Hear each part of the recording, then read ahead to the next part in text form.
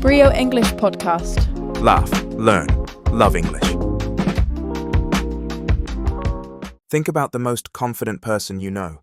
The one who walks into a room and immediately everyone notices. The one who speaks and people actually listen. The one who never seems to doubt themselves, at least not out loud. Now, have you ever paid attention to what they don't say? What they don't say. I've never thought about it that way. I always focus on what confident people say, how they speak, how they carry themselves. But what they don't say, that's a completely different angle. Here's the thing about confidence that most people get completely wrong. They think confidence is about the big dramatic moments, speaking loudly, using impressive vocabulary, taking up space. But real confidence, the kind that makes people genuinely respect you, is far more subtle than that. It's actually about what you choose to remove from your language.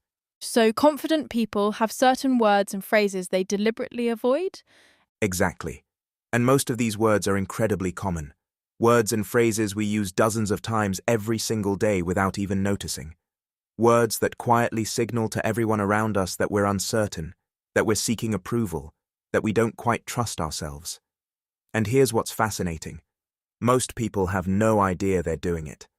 I have a feeling I'm about to recognise a lot of my own speech patterns in this episode. You and everyone listening. I recognized my own patterns when I first started researching this topic, and it genuinely changed how I communicate. Today we're going through.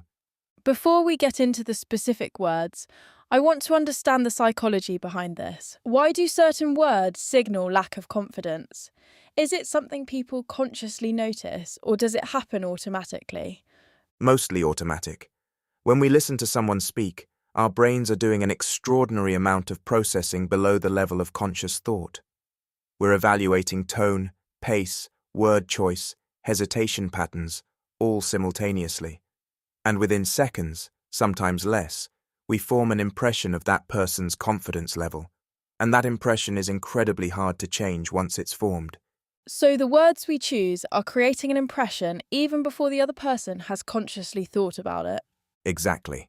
And research in linguistics and psychology consistently shows that certain speech patterns correlate strongly with how credible, trustworthy, and capable someone appears. Not how smart they are, not how experienced they are, but how they sound. Two people with identical qualifications and identical ideas can be perceived completely differently based purely on the language patterns they use.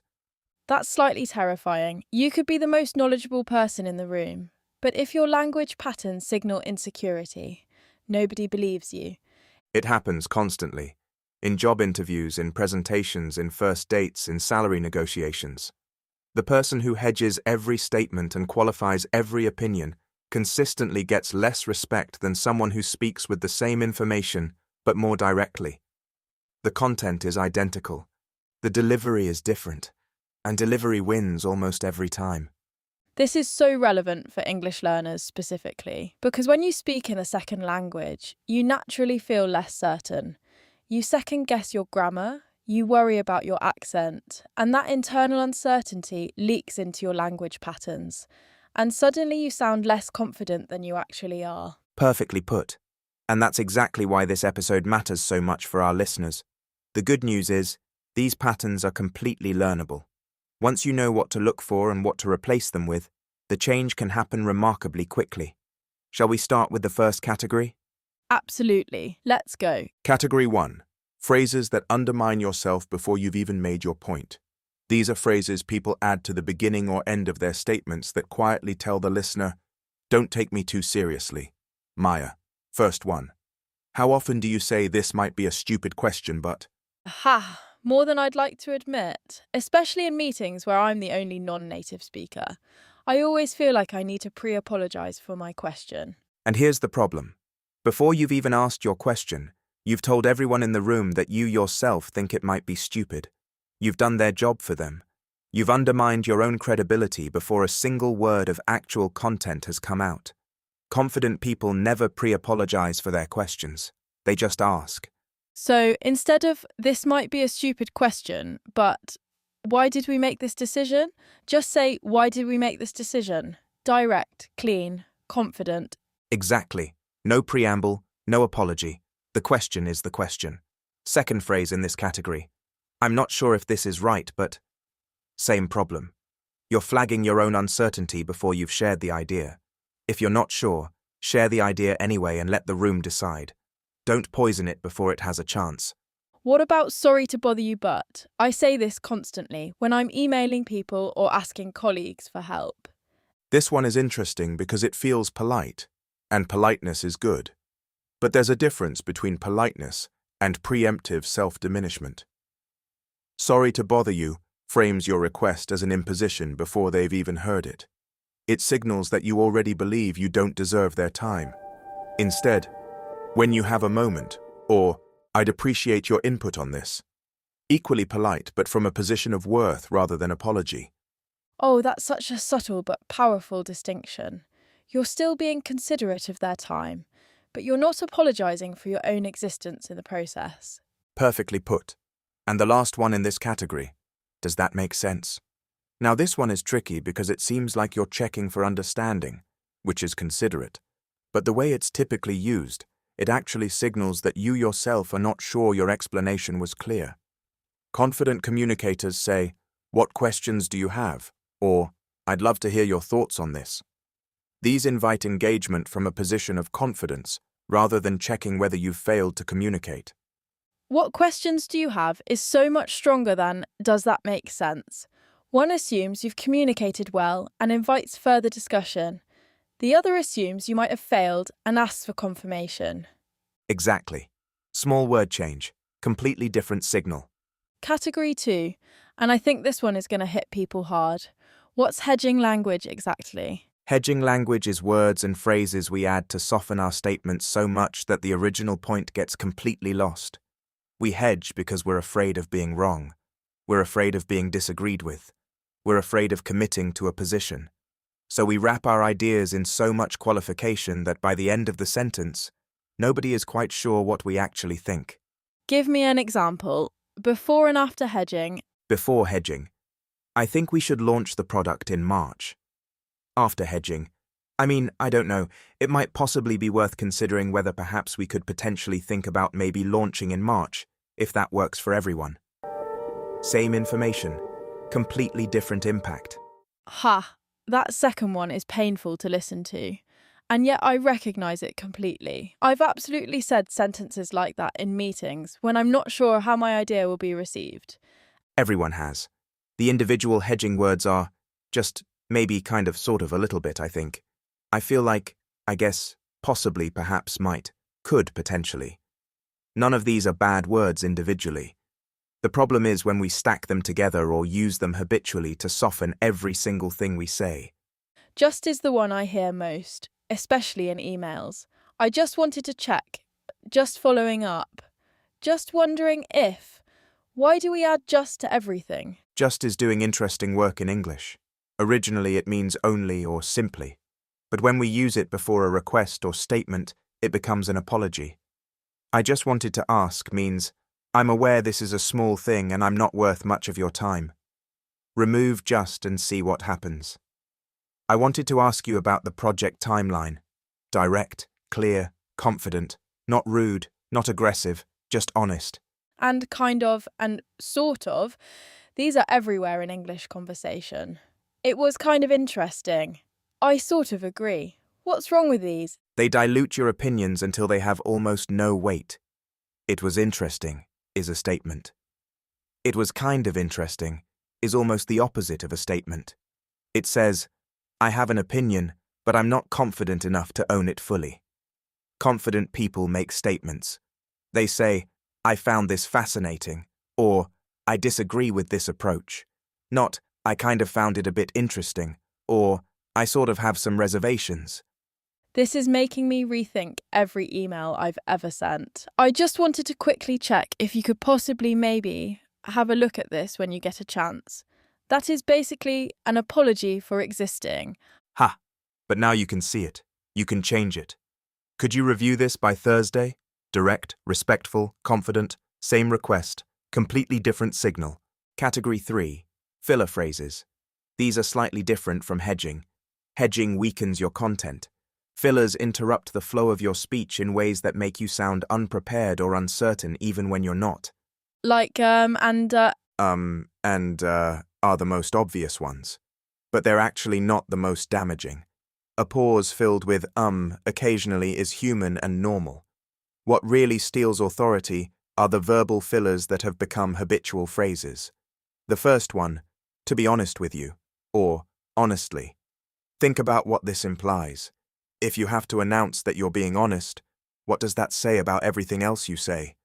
oh, I never thought about it that way. To be honest implies that your normal state is something other than honest. Like you're flagging, pay attention, this part is true, which makes everything before it seem potentially untrue. Exactly. Confident people don't need to announce their honesty. They're simply honest, all the time. So they never need to flag it. Second filler phrase, no offense but. If you have to say no offense before something, you already know it's offensive. Confident people either say the difficult thing directly and own it, or they find a constructive way to frame it. They don't pre-apologize and then say it anyway. What about if that makes sense, which we covered? And you know what I mean? I hear this constantly in casual English conversation. You know what I mean is interesting because in casual conversation it's often just a rhythmic phrase, like a verbal comma. But used habitually it signals that you're not sure you've expressed yourself clearly, and you're reaching for the other person to fill in the gap for you. Confident speakers complete their own thoughts. They don't outsource the ending. And literally, because this word has taken over English conversation completely. Everything is literally happening, even when it absolutely isn't. Ha! Literally is fascinating. It started as an intensifier to emphasize that something is actually literally true. But it's been so overused that it now means the opposite of what it says. I literally died laughing. You didn't literally die. I'm literally starving. You are almost certainly not literally starving. When everything is literal, nothing is literal. And the overuse of literally as a filler signals that you're reaching for emphasis, but not finding precise language. Confident speakers find the specific word rather than reaching for a meaningless intensifier. So instead of I literally couldn't believe it, say I was genuinely shocked or I was absolutely astonished. More precise, more powerful, more confident. Exactly right. Precise language is confident language. Vague language is uncertain language.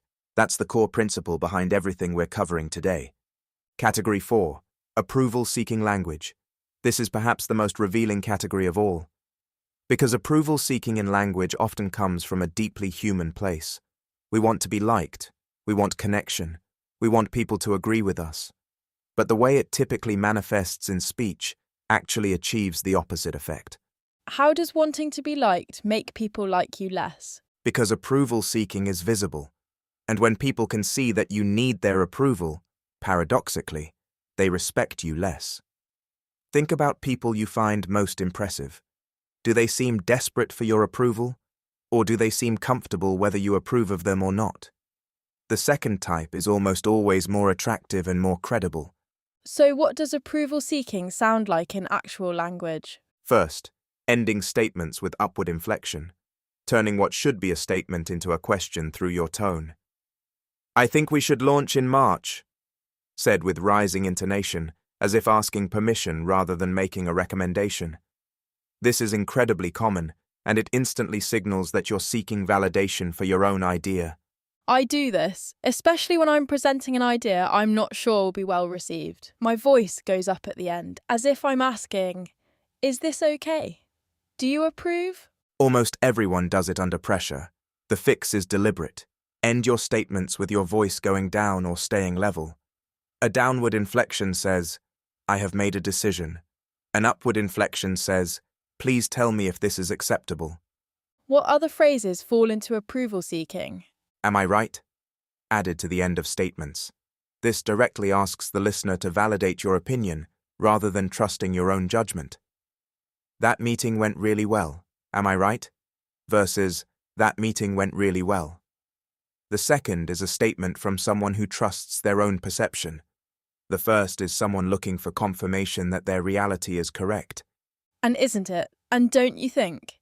These are so common in British English specifically. It's a beautiful day, isn't it? That was a brilliant idea, don't you think? These are tag questions, and in British English specifically, they're often just conversational and social rather than approval-seeking. Context matters enormously. Nice weather, isn't it, to a stranger in a lift is just British social bonding, completely fine. But in professional contexts, habitually adding tag questions to your opinions signals that you need others to confirm your views before you fully commit to them. The fix is learning to sit comfortably with your own opinion without immediately seeking confirmation. That's a real skill, isn't it? Being comfortable with your own opinion, even when nobody immediately agrees or validates it. It absolutely is, and it's something you build through practice. The more you state your opinions directly and wait comfortably for the response, the more natural it becomes, and the more people respect what you say. Okay, we've covered a lot of what not to say, but I want to make sure our listeners have clear alternatives. What does confident language actually sound like in practice? Great question. Confident language has 4 characteristics. First, it's direct. Confident speakers state their point without lengthy preamble. They trust the listener to receive the information and form their own view. Second, It owns opinions. Instead of, I think maybe this could potentially be a good idea, confident speakers say, this is a strong approach because, and then give their reasons. They stand behind their views while remaining open to discussion. third, I'm guessing it's about precision. Exactly. Precise language. Instead of it was kind of interesting, it was fascinating. Instead of I was a bit worried, I was concerned. Specific words carry weight. Vague words carry none. And the beautiful thing about English is that it has an extraordinary range of precise, emotional, and descriptive vocabulary. So there's always a specific word available if you take a moment to find it. And the fourth characteristic? Comfortable silence. This is perhaps the most powerful and least discussed aspect of confident communication. Confident people are not afraid of pauses. They don't rush to fill silence with filler words. They think, and then they speak. And that pause before they speak actually adds weight to what they say. It signals, what is coming next has been considered. It's worth waiting for. I rush to fill silence constantly. The moment there's a gap, I start talking, whether or not I have something valuable to say, and I always regret it. Most people do. Practice sitting in silence for 2 or 3 seconds before responding in conversations. It feels enormously uncomfortable at first, but the impact on how you're perceived is remarkable.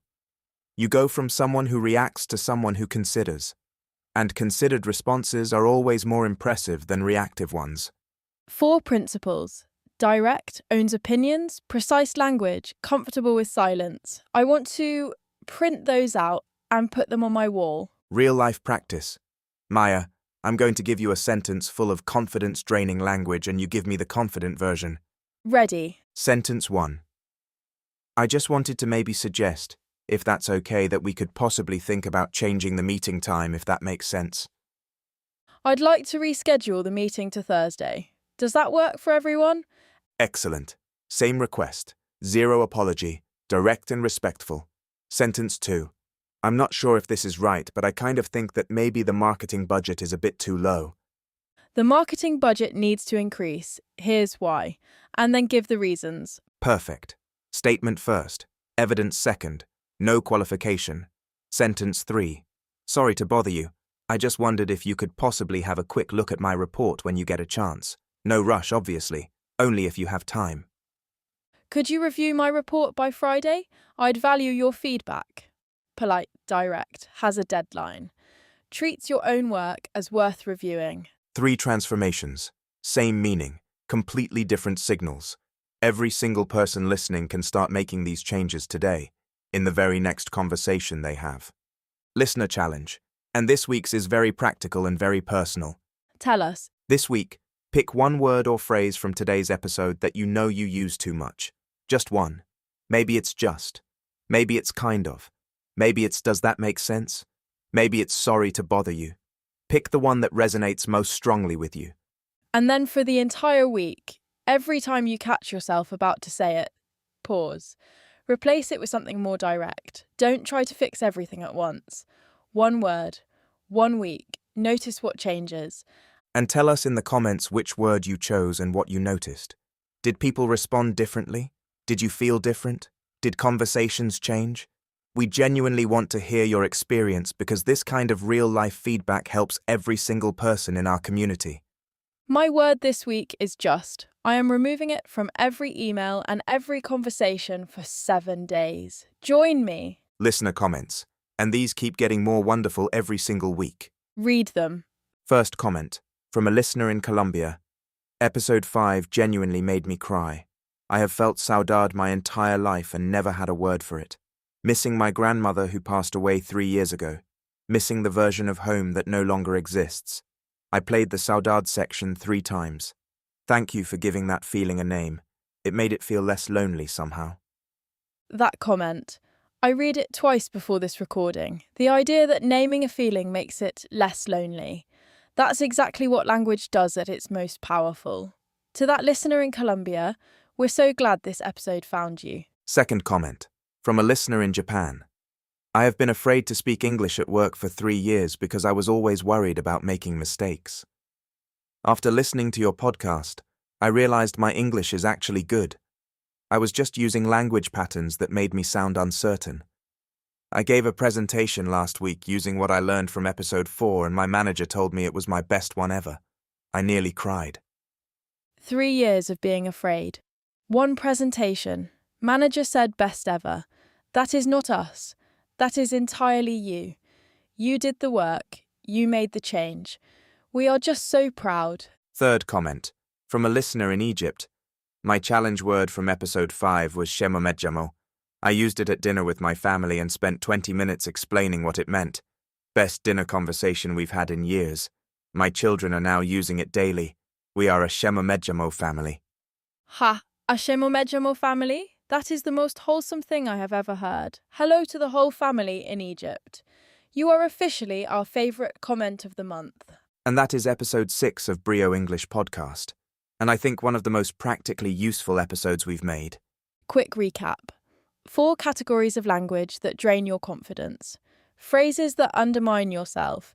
This might be a stupid question, but sorry to bother you. Hedging language, just, kind of, sort of, maybe. Filler phrases, to be honest, literally, you know what I mean. And approval-seeking language, upward inflection, am I right? Does that make sense? And the 4 characteristics of confident language: direct, owns opinions, precise, and comfortable with silence. Pick one change. Make it this week. Notice what happens.